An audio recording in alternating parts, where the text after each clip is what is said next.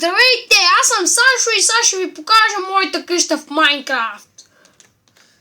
Ето, тук ми е хола, кухнята, третия ми етаж, тук имам музикален блок, съндък, тук книги, биородец с чародейска маса, дет мога да омагьосвам разни неща, тройно легло. На долния етаж тук са ми, както казах, кухнята. Ето, тук имам хладилник, мивка, всякакви работи, пещ и така нататък.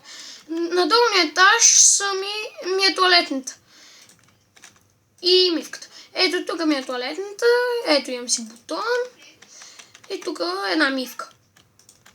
А сега ще ви покажа моята паник стая, която е направена изцяло от обсидан, без обзавеждането. Имам двоетажно легло, крафтинг тейбъл, съндък отново и чародейска маса. Сега вижте, тук ще се почина малко. И добре, това беше от нас. До следващия път и край.